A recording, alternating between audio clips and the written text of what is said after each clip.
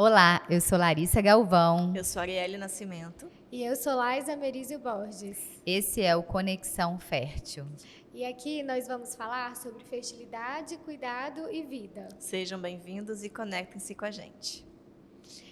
Hoje em nosso episódio nós vamos falar de um tema muito importante, que é o estilo de vida e a fertilidade.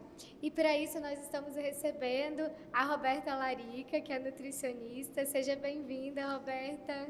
Muito obrigada, meninas, pelo convite. É um prazer enorme estar compartilhando com vocês um pouquinho do meu trabalho com saúde da mulher, com fertilidade e também compartilhando com os seguidores, as pessoas que vão estar assistindo esse podcast. Eu estou aqui para agregar para vocês.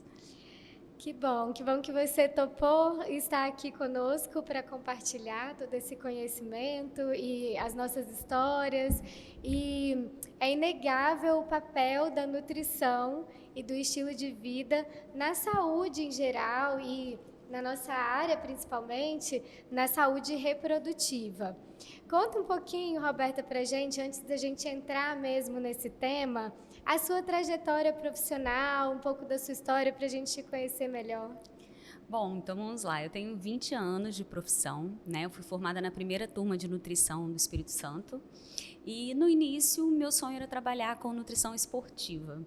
Então, como uma menina que se preocupava em comer bem, fazer esportes, atividade física, falei, eu vou fazer nutrição, vou estudar sobre o que os atletas precisam comer para ter mais performance. Então, o começo da minha carreira foi nessa área de atividade física, academias, só que à medida que eu fui ganhando prática e ao mesmo tempo envelhecendo também como mulher, passando daquela fase dos 20, 21 anos em que a gente sai da faculdade ainda muito jovem e tive que buscar uma pós-graduação para me especializar, eu encontrei a nutrição funcional. A nutrição funcional tinha acabado de chegar no Brasil. A nutrição funcional ela se originou da medicina funcional, do Instituto de Medicina Funcional dos Estados Unidos. Um professor meu trouxe para o Brasil e eu comecei a perceber que seria uma área da nutrição em que você consegue enxergar o paciente como um todo. Você não só trata a doença, você não só faz uma dieta para aquele paciente emagrecer, mas você precisa considerar diversos fatores do estilo de vida e da saúde integral para tratar esse paciente. Então eu preciso pensar se o intestino dele está funcionando corretamente, se ele está detoxificando, se ele está absorvendo o que está sendo fornecido e principalmente ter o paciente no centro do tratamento, ou seja, individualizar cada prescrição. Foi aí que o meu olhar mudou da esportiva. Eu comecei a enxergar a nutrição funcional como realmente uma nutrição que para mim seria mais verdadeira, mais completa, como algo que talvez eu poderia levar por toda a minha vida. Com isso, comecei a atender no consultório, fazendo nutrição clínica. Fui uma das primeiras nutricionistas no estado, por ser da primeira turma, uma das primeiras nutricionistas a começar a atender em consultório. E com isso, claro que muitas mulheres começaram a me buscar, porque existe uma tendência em mulher buscar ser cuidada por outra mulher. E com isso me casei, veio o desejo de engravidar e eu falo que assim a minha vida foi me levando também para as áreas de pesquisa e de atualização da nutrição, porque nesse período eu engravidei da minha primeira filha, então comecei a estudar sobre nutrição materno-infantil, o que uma gestante deveria comer, deveria suplementar e com isso foram chegando gestantes no consultório. Na segunda filha eu descobri uma adenomiose, que foi o que me levou a estudar sobre a endometriose. Quando eu entrei nesse mundo da endometriose, comecei até a trabalhar em parceria com ginecologistas que tratam mulheres com endometriose, eu descobri que era uma doença que atinge 1 em cada 10 mulheres e que pouco se fala sobre essa doença. Então foi a minha principal paixão nessa área da saúde da mulher, foi a endometriose, exatamente por ser uma portadora de adenomiose. Eu vi o quanto aquelas estratégias nutricionais podiam fazer diferença na minha qualidade de vida e no meu bem-estar. E aí comecei a estudar sobre endometriose. Atendendo a paciente com endometriose, eu comecei a lidar com uma outra questão, que foi a infertilidade. E aí, com isso também, comecei essa imersão de cursos dentro e fora do país sobre como a nutrição pode influenciar na fertilidade desse casal. E hoje, aos 42 anos, já tenho minhas 2 filhas, estou naquela fase da perimenopausa, vamos dizer, Ainda estou começando a ter um declínio hormonal e comecei a estudar um pouco mais sobre essa área. Então eu falo que hoje o slogan da minha clínica, que é nutrição para a vida, porque é isso que eu acredito. A nutrição vem me acompanhando por metade, mais da metade da minha vida, fazendo diferença na minha vida principalmente. E eu acho que com essa experiência a gente consegue transformar a vida do outro. A partir do momento que a gente consegue executar o que a gente prega, o que a gente estuda e o que a gente prega, a gente consegue transformar a vida do outro. Então, assim, essa é a minha missão hoje, levar mais saúde para a vida das mulheres em todas as fases da vida. Que lindo, lindo te ouvir e perceber a paixão que você tem pelo que você faz, né? Não é só um trabalho, como você falou, uma missão mesmo. E você ensinar para suas pacientes, né, a se alimentarem bem, a importância da nutrição, sem dúvida só é eficaz porque você também acredita nisso, né? Que é realmente eficaz, que é transformador. E é mesmo. Quantas pacientes que a gente compartilha e que me contam, nossa, eu sou outra pessoa hoje, depois que eu aprendi a comer bem, né? Meu intestino funciona, eu durmo melhor, eu me sinto melhor, tenho mais disposição. Então, é uma área que foi mudando muito ao longo dos últimos anos, né? Quando eu vim para Vitória em 2010 e comecei a trabalhar com reprodução assistida, a nutrição não estava presente, né, no contexto da reprodução. A gente não tinha tanto essa preocupação em preparar o casal para engravidar, em preparar o casal do ponto de vista nutricional, do estilo de vida, a menos os hábitos muito nocivos, né? Nós já sabíamos que tinham que abandonar, mas não tinha tanto essa preocupação e esse olhar para a mudança dos hábitos antes de engravidar, da suplementação, né? E como que a nutrição foi ganhando um espaço nesse aspecto e que hoje eu considero que o preparo para um tratamento ou o preparo para engravidar é parte do tratamento. Às vezes o casal fala, poxa, mas eu vou ter que ficar 2 meses na nutricionista, fazendo, né, uma dieta, suplementando, eu vou perder 2 meses. E eu sempre falo, não, você vai ganhar, é um investimento, esse Sem tempo dúvidas. que você vai estar mudando seus hábitos, suplementando, você está ganhando na qualidade dos seus gametas e, consequentemente, na qualidade do seu embrião. Então, você ganha taxa de sucesso no seu tratamento, né? Então, é inegável. Hoje, não é possível mais que um casal comece um tratamento sem esse preparo nutricional e suplementação, né? Sem nós olharmos para isso. E o que a gente percebe também é isso que você falou, né? Que a nutrição ela é importante em cada fase da vida. E falando da mulher, né, que engravida e que passa por todas essas etapas de tentar engravidar, puerpério, tem o bebê que a gente também se preocupa, né? Nós queríamos que você trouxesse um pouquinho da importância da nutrição nessas fases, né, da mulher, assim. Por exemplo, na fase reprodutiva, no que a nutrição, você falou, né, que te chamou a atenção, o que te chamou a atenção para essa fase da vida da mulher, a nutrição? Então, eu acho que, assim, primeiro de tudo, eu falo com os pacientes que a gente precisa entender que o tratamento, ele é uma jornada. Então, mudar hábitos, que a gente já traz de berço, é uma jornada, é um processo difícil, né, que requer esforço, requer dedicação, né, e ao mesmo tempo pensar que o que eu coloco no meu prato, o que eu como, o que eu coloco dentro do meu organismo é mensagem para as minhas células.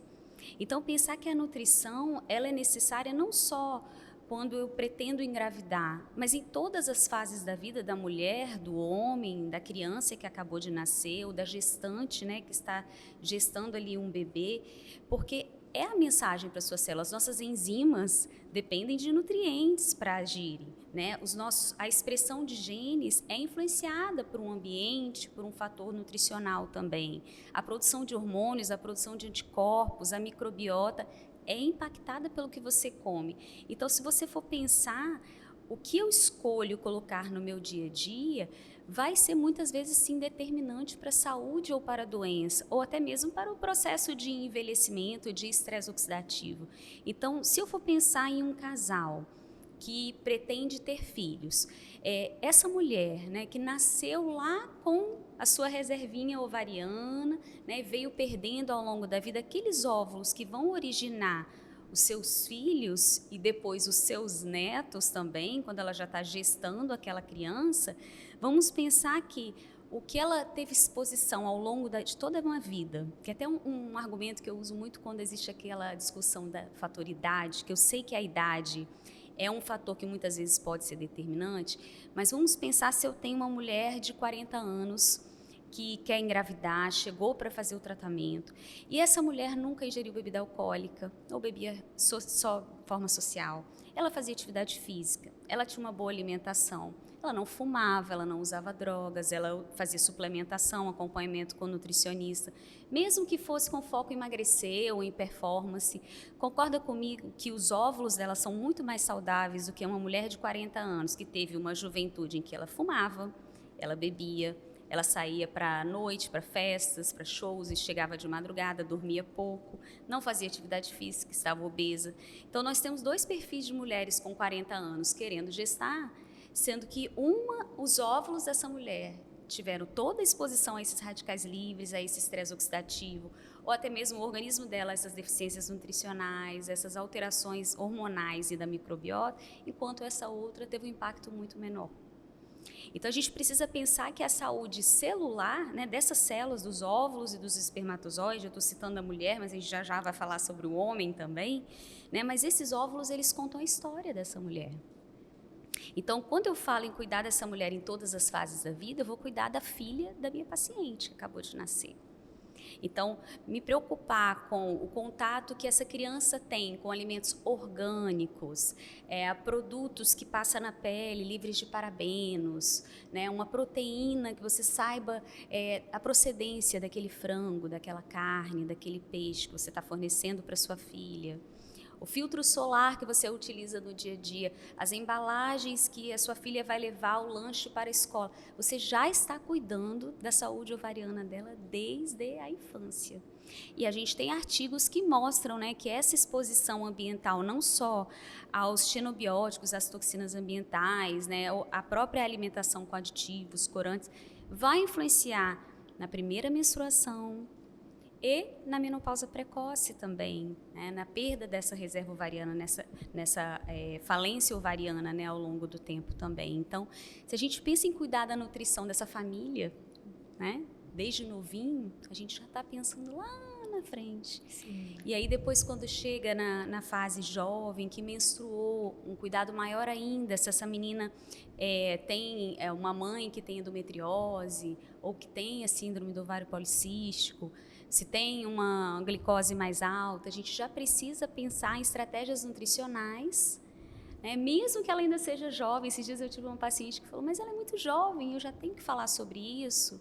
Falei, sim, você não precisa trazer isso de uma forma pesada, acho que a nutrição precisa ser leve, Sim.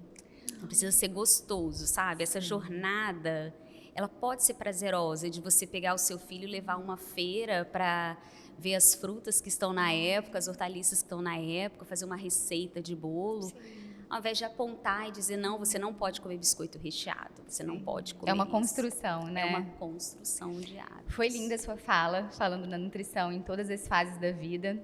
E nós que trabalhamos com mulheres, a gente percebe isso. E a resposta da nutrição nessas mulheres, né? Eu trabalho muito com diagnóstico de endometriose, adenomiose, doenças estrogênio dependentes, né? E muitas vezes eu atendo pacientes do SUS, né? E muitas vezes os únicos recursos que elas têm é justamente isso, a mudança do estilo de vida, né? Então, não só a nutrição, mas manejo do estresse, sono, terapia, enfim, atividade física. Então, a gente precisa controlar tudo isso. Hoje, poucos casos, na verdade, vão para a cirurgia, né? A gente consegue controlar de forma brilhante, usando só a nutrição e a mudança do estilo de vida como um todo.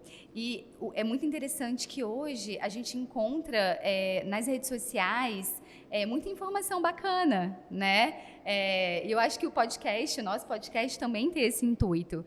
Então, eu queria aproveitar o espaço para você dar para os pacientes, né, com esses diagnósticos, algumas dicas de uma nutrição adequada para quem tem essas doenças, no intuito de melhorar, né, os seus sintomas, a infertilidade, que pode também andar junto com a endometriose. Vamos aproveitar o espaço para você dar um pouco de dica nesse sentido? Então, eu acho que quando a gente pensa em doenças inflamatórias, né, doenças crônicas inflamatórias, como a endometriose, a adenomiose, ou quando a gente pensa em doenças autoimunes, em Hashimoto, que é uma das causas também de infertilidade ou de perdas gestacionais, a nutrição ela é fundamental. E a nutrição pensando em comida, né? Comida de verdade, ela está à disposição de todas as pessoas, independente da condição financeira. Ok, que muitos suplementos têm um custo muito elevado para algumas pessoas, mas buscar ter uma alimentação em que você tenha mais frutas, mais verduras, alimentos da safra. Isso é um hábito que o brasileiro não tem, que é eu vou à feira ver o que está na época e eu vou comer a fruta da estação. Está na época de mexerica, então é mexerica que eu vou comer. Não tem por que comprar uma fruta que não está na estação, porque essa fruta que não está na estação vai ser utilizada uma quantidade de agrotóxicos, de pesticidas muito mais elevados para produzir o alimento naquele período. O tomate, eu vou comer na época do tomate. Se puder ser orgânico, maravilha, mas se eu não puder ter acesso a um alimento orgânico, que seja da safra, já se utiliza menos agrotóxicos para produzir. Então, aquela frase que muitos nutricionistas usam em redes sociais, que é desembale menos, né, descasque mais, é isso, é ir mais à feira. Primeiro você vai à feira, vai comprar frutas, verduras, hortaliças, depois você vai ao supermercado. E por que não trocar, por exemplo, ao invés de usar biscoito, barrinhas processados nos lanches, por que não levar uma banana da terra, um aipim cozido, um milho cozido para o lanche da escola? São hábitos, né? Levar um frango picadinho como uma fonte de proteína para o lanche, são hábitos que a gente precisa construir. E basta a gente substituir, porque a gente começa a sentir no organismo mesmo, no bem-estar, o que você falou no início, a vitalidade, a disposição física, o intestino vai funcionar melhor, essa mulher vai ter menos dor, menos distensão abdominal, né? Se a gente for pensar na mulher com endometriose, com a adenomiose, ela tem uma microbiota característica. Então, a gente sabe que a proliferação dessas bactérias que não são tão saudáveis assim, gera mais fermentação, mais distensão abdominal, né? Eu tenho pacientes que mandam foto de manhã para de noite, você não acredita no abdômen daquela paciente. Agora, só ao reduzir as farinhas, laticínios, processados, né, os industrializados, a paciente já vem melhora. Muitas vezes sem suplemento. E a resposta é fantástica, né? A gente consegue, assim, ter a percepção de forma muito nítida. Inclusive, interessante que no último congresso que eu fui em São Paulo, alguns profissionais médicos que tratam endometriose hoje falam que já conseguem tratar endometriose apenas com mudança do estilo de vida quando a paciente é bem regrada. Acredito. Né? Então, é realmente fantástico. Porque eu falo assim, que o nosso organismo, ele tem um mecanismo de autorregulação, né, de reparação. Então, se você produz radicais livres, produz citocinas inflamatórias, mas se você tem um aporte de antioxidantes, anti-inflamatórios naturais na sua dieta, e tem esse cuidado, né, na escolha desses alimentos que você vai colocar no seu prato com esse fornecimento, automaticamente você consegue compensar um pouco a produção dessas citocinas inflamatórias. E a dor, principalmente a dor, pensando em endometriose e adenomiose, tem muita relação com o estado de inflamação. Mais até do que a quantidade de doença presente no organismo daquela paciente. Às vezes ela tem um pequeno foco, mas ela tem sintoma. E às vezes ela pode ter focos maiores e não ser um organismo inflamado e não ter dor. Eu uso sempre um exemplo de uma colega minha, que é gineco, que trabalha com endometriose, e que ela cita o exemplo de você ter um machucado. E se esse machucado está soltando uma aguinha, ele está inflamado, ele está dolorido.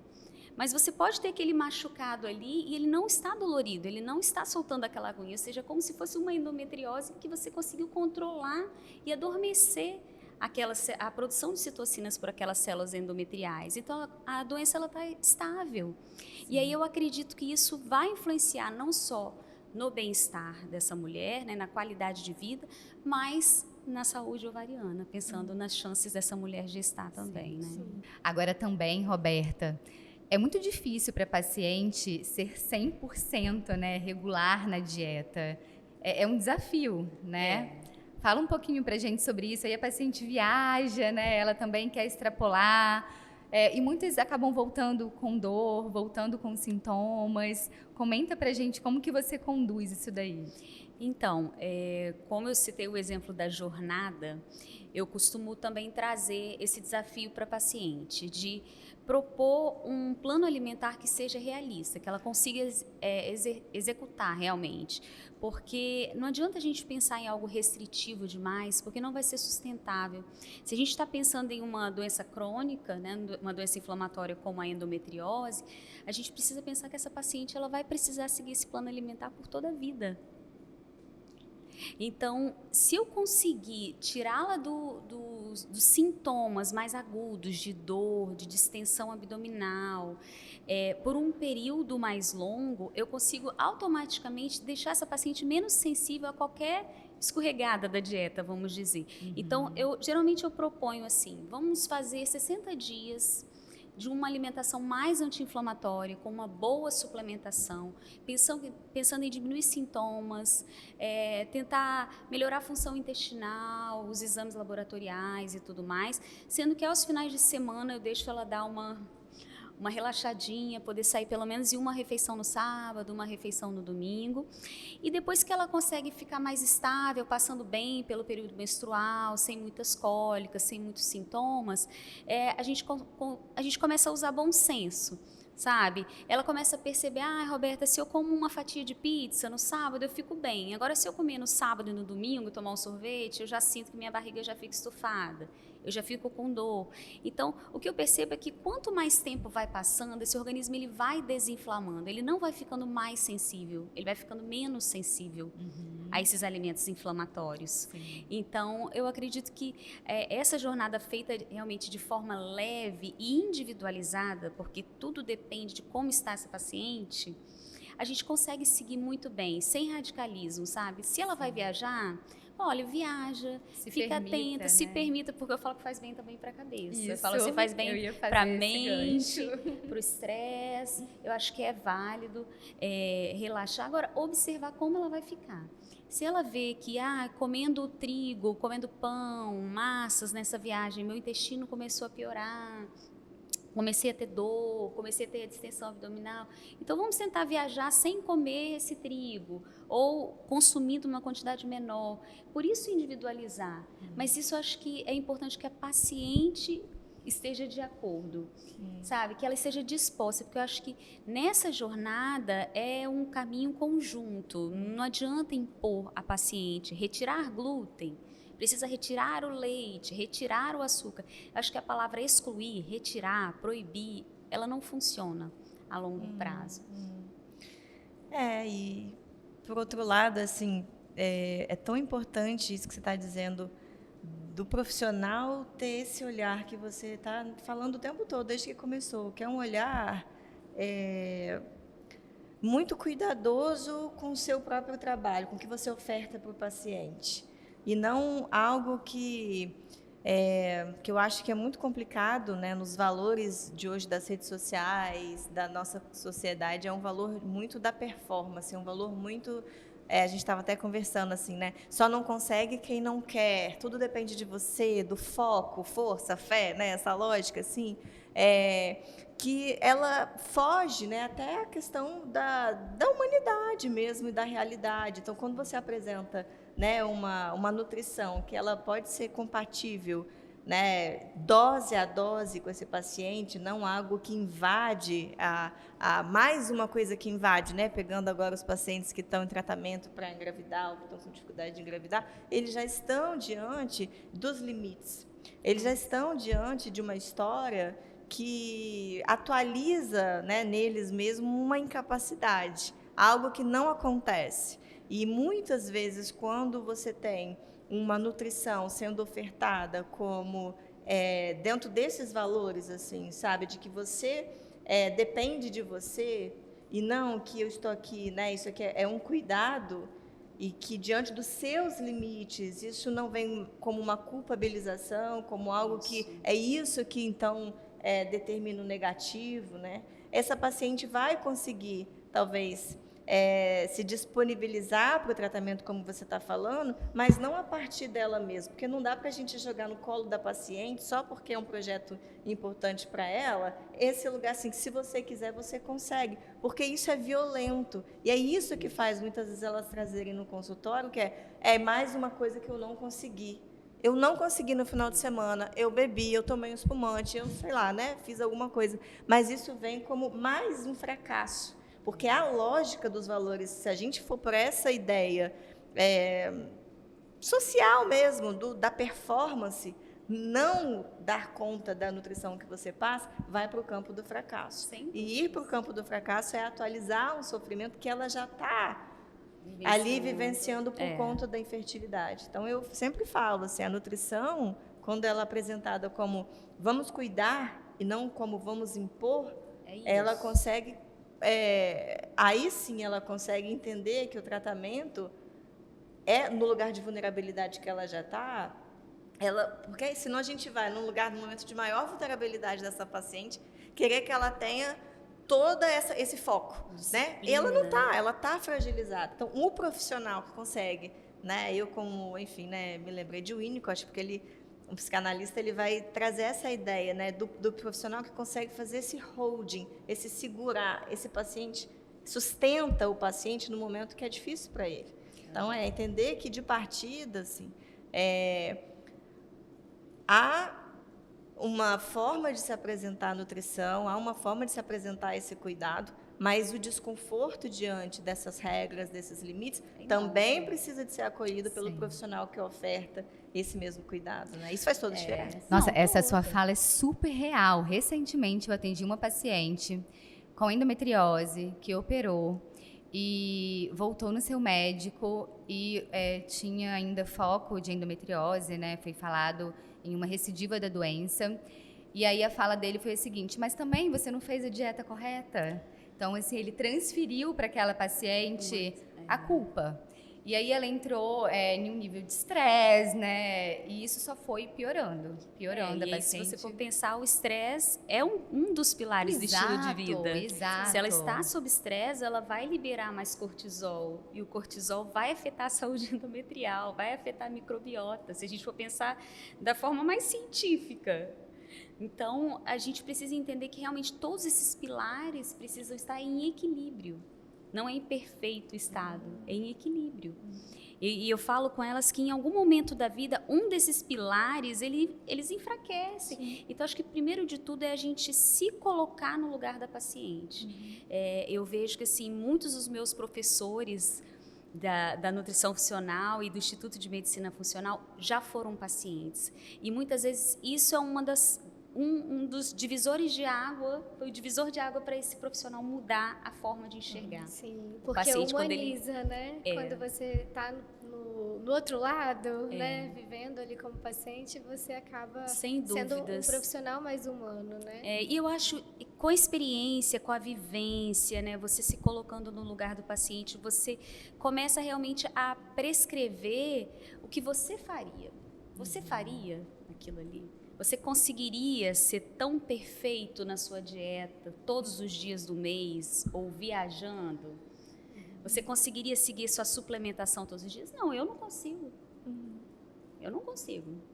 Sendo sincera para você, eu não consigo. No meu dia a dia, eu tenho a intenção de comer bem. Eu como bem. Tem momentos que eu escorrego? Tem momentos que eu escorrego. Tem momentos que eu esqueço de usar minha suplementação. Também. Agora, né? Todos nós. Se vamos ser verdadeiros, atividade física, tem dias que a gente já quase fala, tô cansada, acho que hoje não vai dar, mas amanhã eu vou tentar ir. Então, eu falo para o paciente que ele tem que tentar ser o melhor que ele pode. E claro que quando a gente pensa em fertilidade, em gestar, gente, são tantas coisas envolvidas que só a teoria também não adianta. A gente estuda, vê aquela paciente que está tudo perfeito, todos os exames, já passou por mim, já passou por vocês, pronta para transferir e não vai. A outra que sempre tem uma coisinha errada, fala, eu estou pronta, eu quero transferir meu embrião e dá certo. Sabe? Então, acho que é a gente realmente poder fazer o melhor que a gente pode, e encarar como um time, em que em algum momento um vai ter que ajudar o outro e o capitão vai ter que falar, vamos embora, vamos encarar desse jeito, é o que a gente tem. E eu queria só apontar que isso é tão importante, assim, a forma como a paciente pode receber todo esse aparato, né, que se é ofertado dentro desse combo, né, da fertilidade, não só da nutrição, não, é acupuntura, é isso, não falta, né, coisas que... E falta, sempre está faltando, né, ela sempre vê que isso ela não está fazendo, aí corre para fazer. Mas quando é ofertado isso de um lugar que, se você fizer tudo isso aí sim, né, vai estar completa, essa ilusão de uma inteireza, né, do check completo, isso que causa uma certa agitação e uma certa...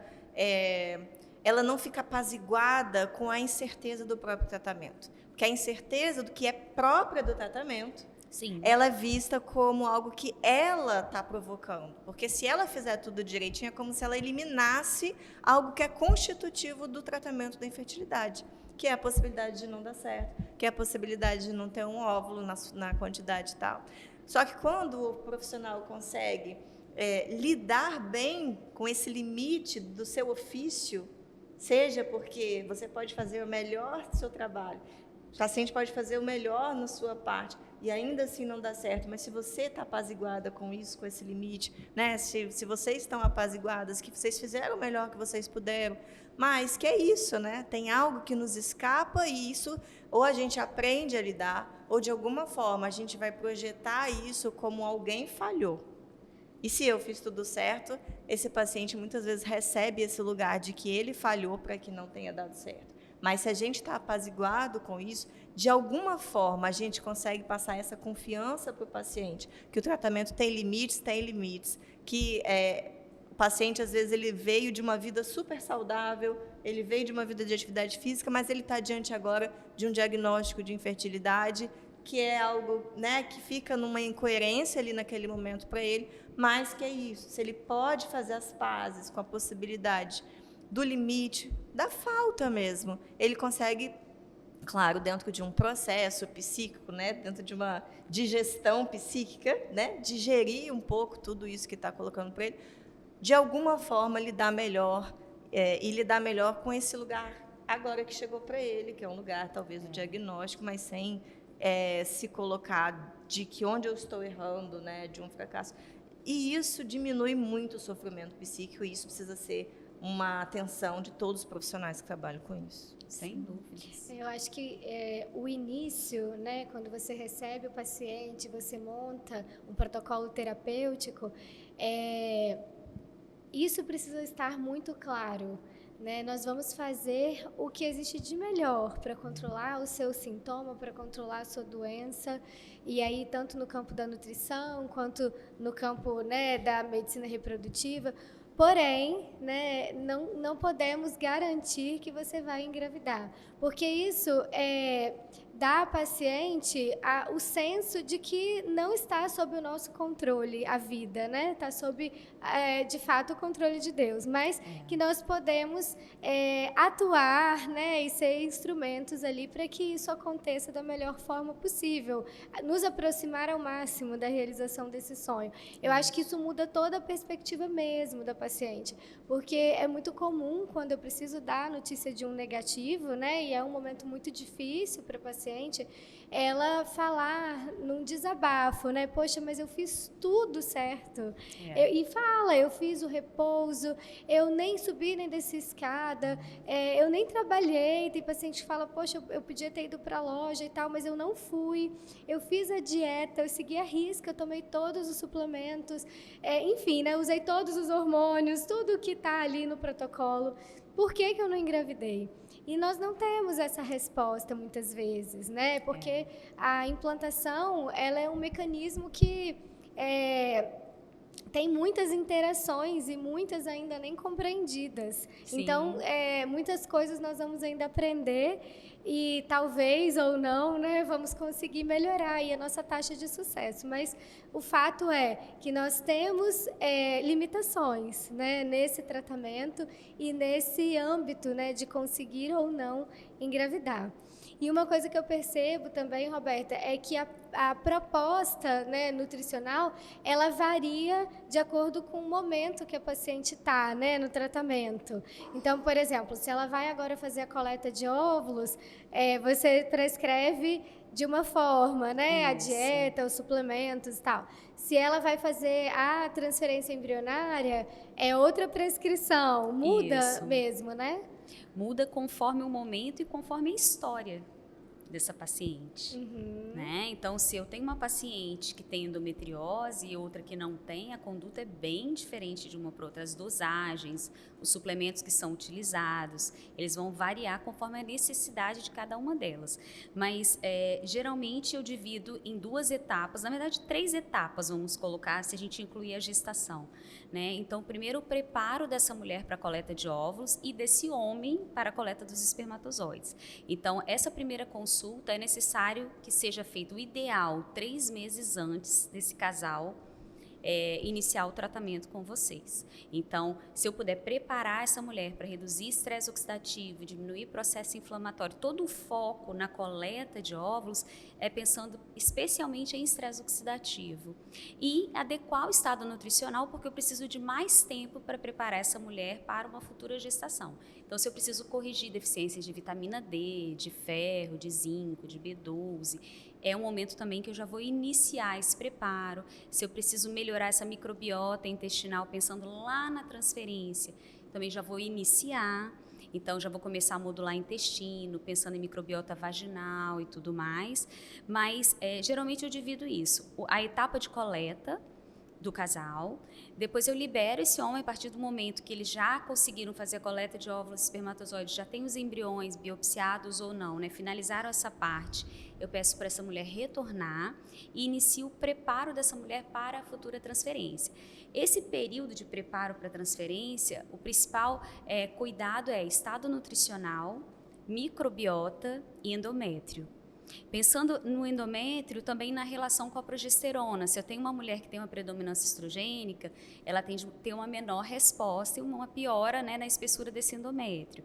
Então, eu já vou começar a pensar em alimentos que podem melhorar os níveis de progesterona, alimentos que podem melhorar a microbiota uterina endometrial. Então, a gente já começa fazendo esse preparo. A partir do momento que fez a transferência, positivou, ela já tem uma conduta nutricional gestacional. Inclusive, é uma questão que eu acredito que você concorde comigo. Eu falo que a paciente, quando ela faz uma transferência, a partir daquele dia ela está grávida. Para ela está grávida. Se positivou ou não, a sensação emocional e de crença dela é que eu tenho esse embrião dentro de mim, agora ele só precisa se implantar e evoluir. Então, muitas vezes, até uma forma até de trazer essa segurança para elas transferir, você vai iniciar sua suplementação gestacional. Essa é a sua dieta gestacional, essa é a sua prescrição gestacional. Eu só vou ver essa paciente novamente depois da primeira ultrassom. Então, é até uma forma dela já ter mais segurança e saber, eu já estou comendo o que eu preciso comer para o início da gravidez, eu já estou suplementando, não tem nada que possa atrapalhar, eu estou segura em relação à parte nutricional. E muitas vezes, quando não vai adiante, e aí a gente precisa preparar para uma outra transferência, eu falo que é um luto.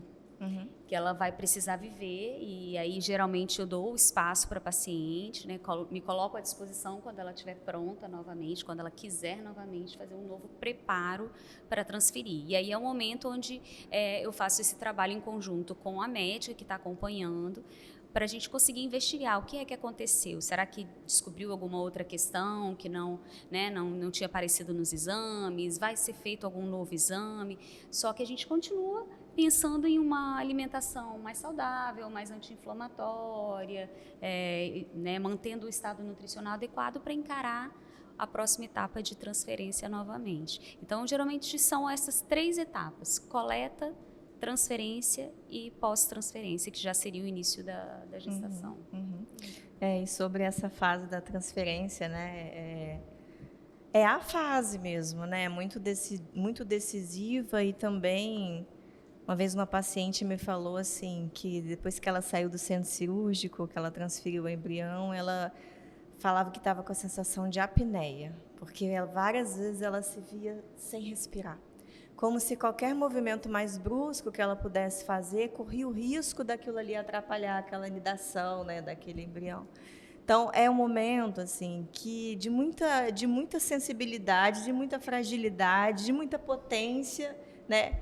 E que eu falo com as pacientes assim que a partir do momento que você topa esse arriscar-se de transferir o embrião tão desejado, tão investido, você está topando assistir qual será a marcha que ele vai fazer dentro do seu corpo. E cada embrião tem a sua própria marcha. Tem uns que vão conseguir chegar, que vão nidar, tem uns que vão nidar e depois não vão continuar com beta, né? Tem uns que vão nidar, vão até 12 semanas e vão até o final. Agora, o que faz uma paciente saber que pode ser que ela engravidou, pode ser que ela não engravidou, e ainda assim tomar o suplemento, e ainda assim continuar com os cuidados que você recomenda, e ainda assim, mesmo sabendo do risco, é o desejo de que aquilo aconteça. Então, nesses momentos, o desejo é onde essa paciente pode se agarrar. E é onde também ela consegue assumir esse risco.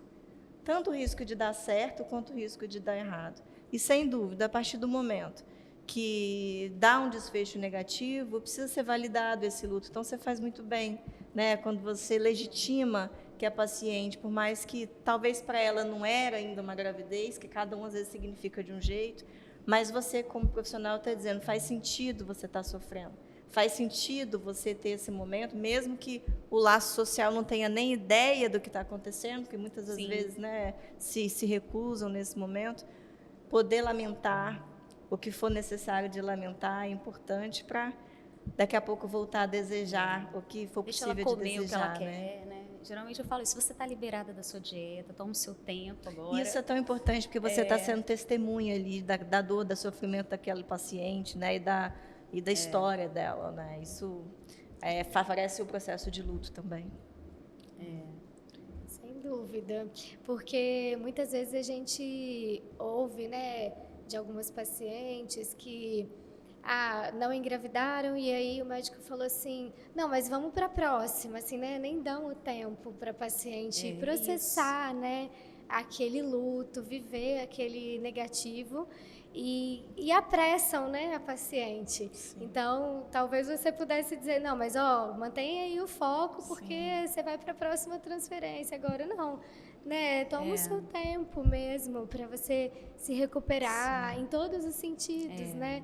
E aí sim, quando você estiver inteira de novo, você vai ter, né, se sentir motivada e ter energia para retomar o processo, né? É muito importante. É isso. Até nos estudos, né? A gente vê isso. A gente tem que dar um tempo mesmo para, por mais que a paciente tenha uma ansiedade de partir para a próxima, e sempre essa pergunta vem, né? Quando a gente liga para falar do negativo, tá? E quando que eu posso transferir de novo? Então, também a gente trabalhar com a paciente sobre isso, né? Calma. A gente vai conversar no consultório, a gente vai planejar com calma, né? Vamos investigar se houver ainda algo para ser investigado e vamos aprofundar, vamos mudar, propor outra técnica, enfim, vamos otimizar a nossa tentativa, né? Em todos os aspectos. Então, acho que é muito importante também essa fala homogênea, né? Entre a equipe, né? Então, todo mundo olhando da mesma maneira para o momento da paciente, né, dando o mesmo suporte, essa rede, né, de acolhimento é fundamental para a paciente. Sobre se colocar, né, no lugar daquela paciente, né? Então, não sei se existem artigos na psicologia que falem disso, mas eu percebo que os meus positivos, muitas delas estão certas de que vai dar.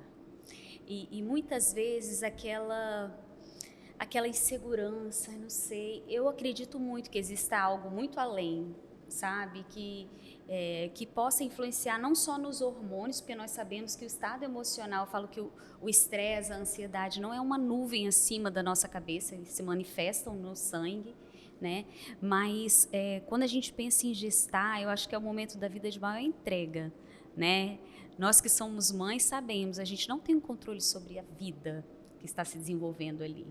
Então, eu falo com a paciente que ela precisa acreditar, se veio, que ela se entregue os 9 meses. Ai, será que está se desenvolvendo direito? Não está? Ai, quais as chances disso, daquilo?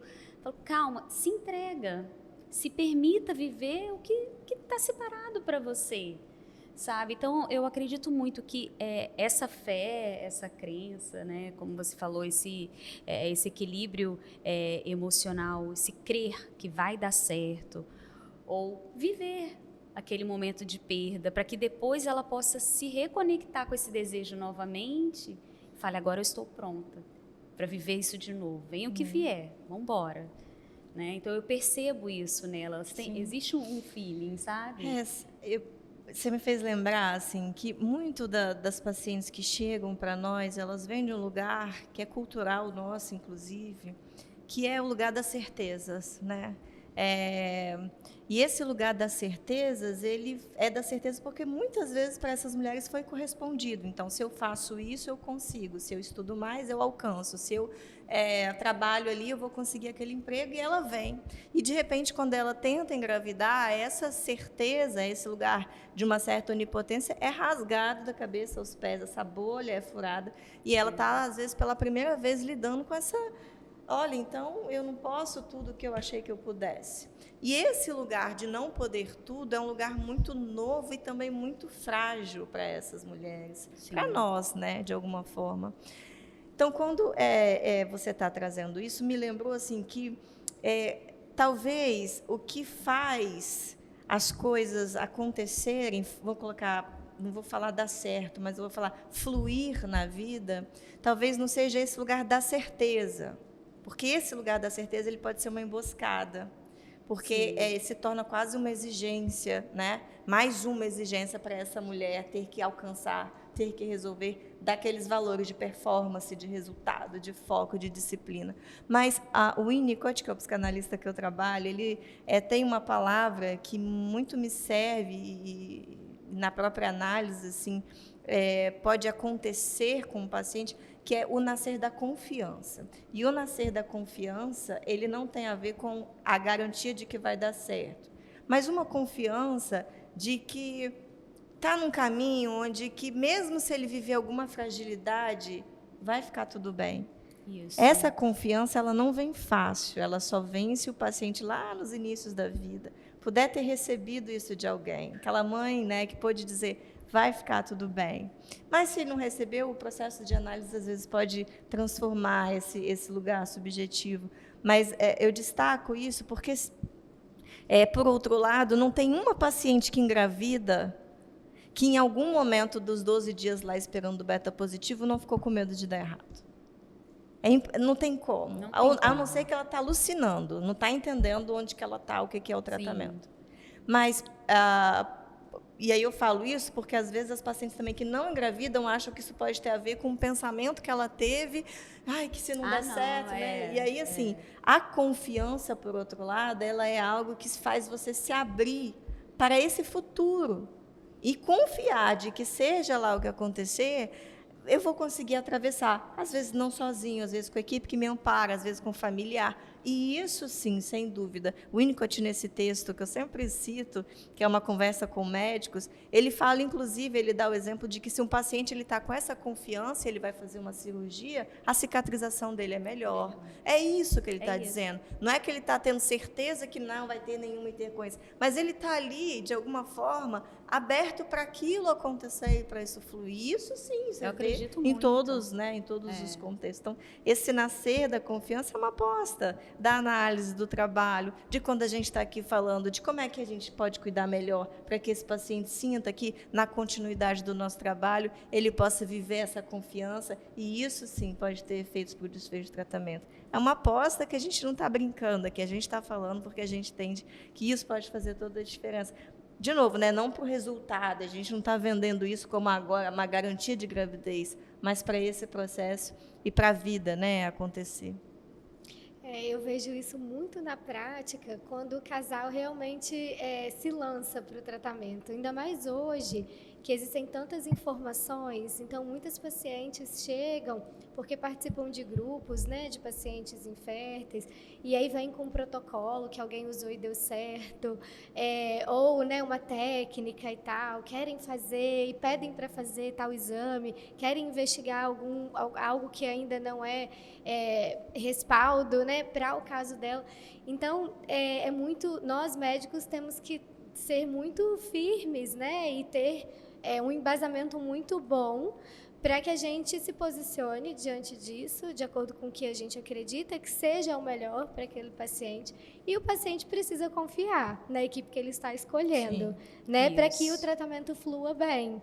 Senão, acaba que, se não tem esse elo de confiança, é muito difícil seguir, né? É muito difícil que a gente consiga essa entrega e que o processo, que já não é fácil, né, siga da melhor forma possível. Então, a confiança, ao meu ver, é o principal ingrediente, assim, né, das relações e, sobretudo, aqui, né, da relação médico-paciente ou do profissional de saúde, né, com o paciente. É fundamental. Eu acho que a confiança, ela vem com a transparência, sabe, com o paciente. Sim. Acho que com a transparência, então, sem prometer o resultado, mas se a gente traz a informação, olha, eu tenho informação que se você adotar uma alimentação mais anti-inflamatória, mais limpa, a gente consegue reduzir estresse oxidativo e com isso a gente consegue melhores células para a coleta. Você está disposto a fazer? Dá para trocar isso aqui por isso aqui?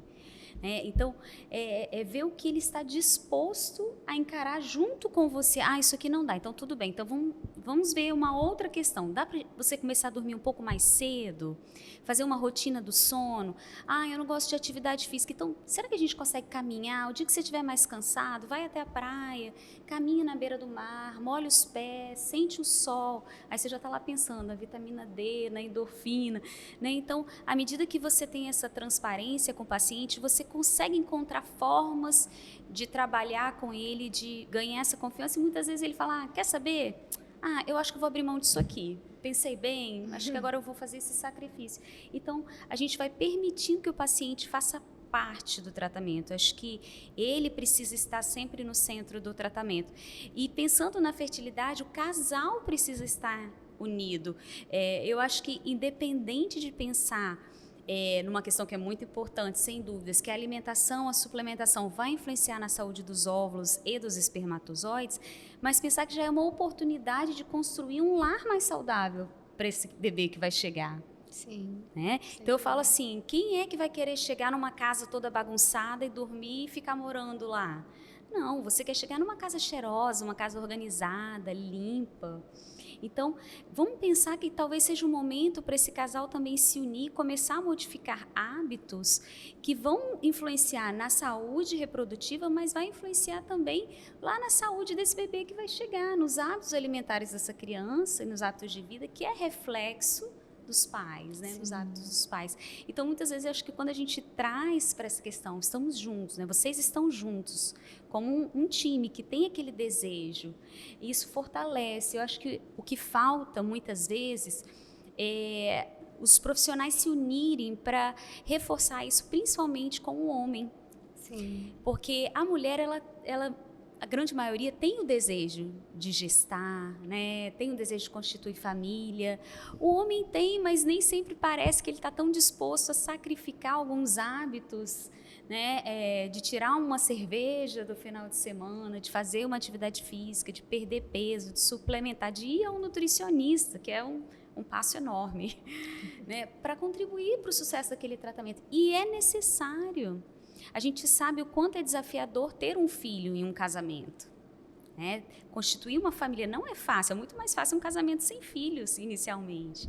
Mas será que essa jornada não vai ser necessária para que essa família, né, para que esse casal se una e já encare o primeiro desafio, que é mudar hábitos, tentar essa gestação, fazer o tratamento em conjunto, o homem acompanhar essa mulher nas consultas, acompanhá-la nos exames, depois acompanhá-la no pré-natal, no parto, né? Como isso é importante para a constituição dessa família? Sim. Né? Eu digo que você mais que com certeza. Você lembrou, né, algo que eu pensei em falar e acabei não falando, que é o papel mesmo da fertilidade masculina nos tratamentos, né? Por muitos anos nós olhamos só para a fertilidade feminina e os exames eram todos direcionados para a mulher, mas ultimamente nós temos nos voltado muito para a fertilidade masculina e para a importância do papel do homem. Afinal, né, o embrião é 50% do óvulo e 50% do espermatozoide. Então, é necessário que a gente vá para além do espermograma, que a gente avalie também se esse paciente não tem uma varicocele através do ultrassom da bolsa escrotal com Doppler. E aí, entendo, né, talvez ele tenha que fazer um tratamento cirúrgico, e aí o papel do andrologista na equipe, que é super importante. Sim. Então, nós sabemos que a principal causa de infertilidade masculina é, de fato, a varicocele. Mas se esse paciente não tem varicocele, a segunda causa são os fatores oxidativos. Então, a gente vai precisar olhar para isso em todo o homem, né, que vier tentando engravidar, o casal, enfim, e abordar sobre hábitos de vida, sobre nutrição. E nós sabemos que, pelo fato dos espermatozoides se renovarem a cada 90 dias, né, o impacto da mudança do estilo de vida é ainda maior sobre os espermatozoides do que sobre os óvulos que não se renovam. Então, é sensacional, né? Essa descoberta para o homem é motivadora, inclusive, para que ele busque o tratamento nutricional e mude o estilo de vida. Eu também penso dessa forma. Eu falo, gente, é um esforço tão pequeno, 3 meses da sua vida, para que você consiga, né, mais embriões saudáveis, consiga uma gestação talvez até espontânea no meio da história, né, consiga o positivo desejado. Então, assim, é um esforço tão pequeno, 3 meses da sua vida. Sim. Que são 3 meses. Se você tem um desejo tão grande de ter um filho com a sua esposa, né? Agora, uma outra questão é a gente pensar que quando a gente está fazendo uma nutrição, pensando em fertilidade e melhorando essa questão do estresse oxidativo, a gente está prevenindo doenças também. Sim. Então, o organismo menos inflamado, com menos estresse oxidativo, ele tem um menor risco de desenvolver câncer, doenças autoimunes, diabetes. A própria obesidade está relacionada a um processo de inflamação também, de estresse oxidativo. Então, olha só que interessante, o mínimo que ele vai ganhar é mais saúde. Sim. E esse casal vai ganhar, né? Que já é bastante, né? Com certeza. Então, e é tão simples, porque quando eu recebo esses casais na clínica, o que eu proponho é isso, 3 meses, sendo que esse homem ele não precisa dar continuidade ao tratamento se ele não quiser, se o objetivo dele não for ter saúde, né? Porque ter saúde, eu acredito que todo mundo queira ter, porque sem saúde a gente não faz nada. Mas se o objetivo dele é só saúde reprodutiva, uma consulta, ele faz uma consulta, faz um check-up nutricional, porque a gente sabe que uma das causas de baixa produção de espermatozoides ou baixa morfologia é deficiência de zinco, deficiência de selênio, deficiência de antioxidantes. E o homem, muitas vezes, ele ingere poucas frutas, pouca verdura, ele tem alto nível de estresse, dependendo do tipo de trabalho.